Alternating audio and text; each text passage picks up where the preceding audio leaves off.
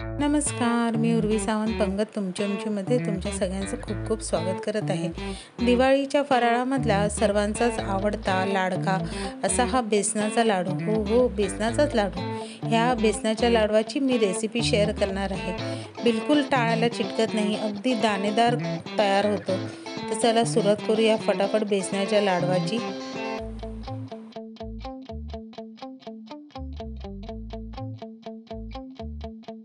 1 kilo बेसनाचे लाडू करण्यासाठी इथे मी 1 किलो चण्याची डाळ मध्यम गॅसवर अगदी खरपूस भाजून मग गरगंटीवरून दळून आणली आहे। आता लाडवासाठी दळणारी डाळ ही आपल्याला रवाळ दळायची आहे, जास्त बारीक दळायची नाही आहे। आता ह्या 1 किलो बेसनासाठी 1 किलो चण्याच्या डाळीच्या पिठासाठी मी इथे पाव किलो पेक्षा जास्त म्हणजे 300 ते 350 ग्राम एवढा मी बारीक रवा घेतलेला आहे। रवा आपल्याला इथे बारीक वापरायचा आहे, जाडा रवा वापरायचा नाही। चाळून मी इथे रवा घेतलेला आहे। आता 1 किलो लाडवासाठी इथे मी अर्धा किलो तूप घेतलेला आहे, जायफळ वेलचीची पूड आणि आवडीनुसार ड्रायफ्रुट्स। आता इथे मी बदाम आणि पिस्त्याची काप। आता लाडवासाठी पहिल्यांदा आपल्याला इथे बेसन भाजायचंय। आता बेसन भाजण्यासाठी सुरुवातीला मी 1 डवली चमचा एवढं तूप घालते। तूप आपल्याला एकदम घालायचं नाही आहे। आता ह्याच्यात मी माझी कढई एवढी मोठी नसल्यामुळे मी 2 बॅच मध्ये हे बेसनाचं पीठ भाजणार आहे।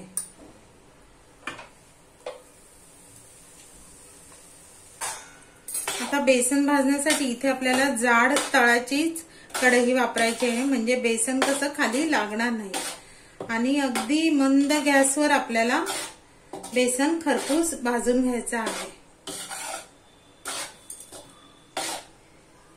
आता इथे तुम्ही बघू शकता एक 5 ते 10 मिनिटांनंतर साधारण कलर बदलला आहे, पण आपल्याला जसा बेसनाच्या लाडवासाठी परफेक्ट कलर हवा आहे तसा तो आलेला नाहीये। तर आता तो कलर येईपर्यंत आपण अजून बारीक गॅसवर बेसन थोडा भाजून घेऊया।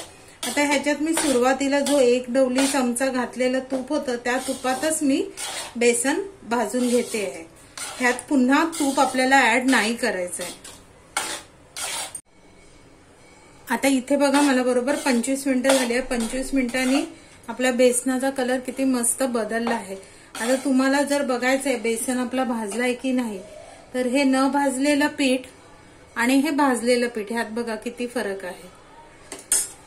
आणि आणखीन एक जर तुम्हाला चेक करायचंय की तुम्हाला परफेक्ट कलर हवा असेल तर थोड्याशा बेसनावर आपण हे थोडंसं तूप टाकून बघूया। हे बघा कलर दिसला तुम्हाला आपला बदलला आहे बेसनाचा। हा एवढा कलर परफेक्ट आहे। ह्याच्यापेक्षा जर जास्त काळा केला तर आपले लाडू काळपट दिसतात। आता मला हा अर्धी बॅच भाजायला जवळजवळ 25 मिनिटं एवढा वेळ लागला आहे। आता हा बेसन आपण काढून घेऊया आणि अशाच प्रकारे दुसरी बॅच भाजून घेऊया। पुन्हा अशीच आपण दुसरी बॅच सुद्धा 1 चमचा डवलीमध्ये बेसन उरलेला भाजून घेऊया।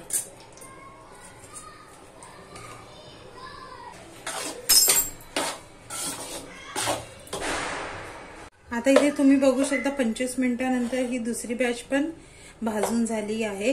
आता मी सेम तसंच थोडंसं तूप टाकून बघितलं तर हे आपला बरोबर परफेक्ट कलर आपल्याला मिळालेला आहे। आता जर तुम्ही पहिल्या बेसनाशी जर बघितलं, हा बेसन आणि हा बेसन सेम रंग झाला आहे, म्हणजे आपली दुसरी बॅच सुद्धा भाजून झालेली आहे। आता टोटल इथे मला 1 किलो बेसन भाजायला जवळजवळ 40 ते 50 मिनिटाचा एवढा वेळ लागलेला आहे। आता हे बेसन आपण काय करूया, काढून घेऊया। आता त्याच कढईत मी पुन्हा 1 डवली चमचा एवढं तूप घालून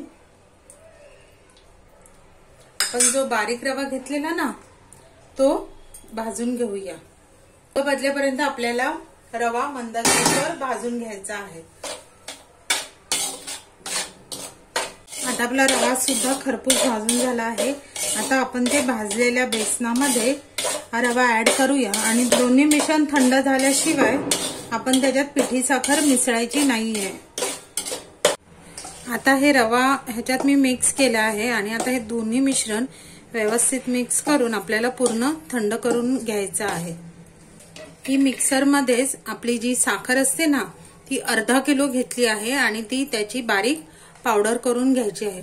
शक्यतो घरातलीच दळलेली पावडर वापरायची, म्हणजे त्याच्यात काय गुठळ्या वगैरे नसतात। आता हे बघा, हे मिश्रण पूर्ण थंड झालं आहे। आता आपण त्याच्यात थोडी थोडी करून पिठी साखर मिक्स करूया। पिठी साखर ही एकदम नाही घ्यायची, तुम्हाला जसं गोड आवडतं त्याप्रमाणे आपण पिठी साखर ऍड करू। चव बघत बघत आपल्याला इथे पिठी साखर ऍड करायची आहे आणि आता ही पिठी साखर घालून आपण व्यवस्थित सगळ्या गुठळ्या मोडत मोडत हे मिक्स करायचं आहे।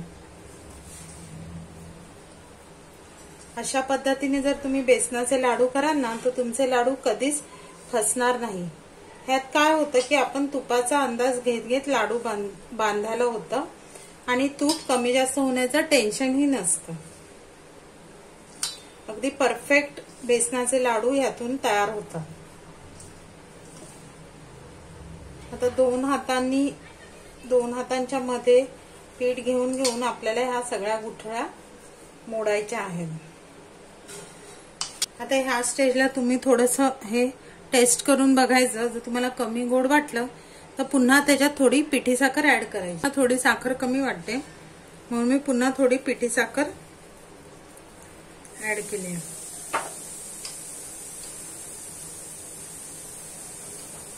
आणि पुन्हा व्यवस्थित आता ह्याच्यात मी पुन्हा ही उरलेली आहे ती पिठी साखर ऍड केली आहे। आता अशा प्रकारे आपल्याला ही पूर्ण अर्धा किलो पिठी साखर इथे मी वापरलेली आहे। आपण काय करूया, ही जी वेलची जायफळची पूड आहे ती ह्याच्यात ऍड करूया। जवळजवळ मी 1 ते 1.5 चमचा घेतलेली आहे। जायफळ पूड आठवणीने घालायची, कारण त्यामुळे काय होतात की लाडू बांधणार नाहीत लाडू आपल्याला। आणि हे पुन्हा एकजीव करायचं। तोपर्यंत मी साईडला तूप गरम करत ठेवलेलं आहे। आता इथे तूप मी चांगलं गरम केलेलं आहे। आता हे थोडं थोडं करून ह्याच्यात ऍड करायचं आहे, सगळं एकसाथ नाही घालायचं। हे साईडला मी थोडं सुकं पीठ ठेवलेलं आहे, हे बघा असं। हे गरम आहे म्हणून आपण चमच्याने ते ढवळायचं आहे, हे बघा।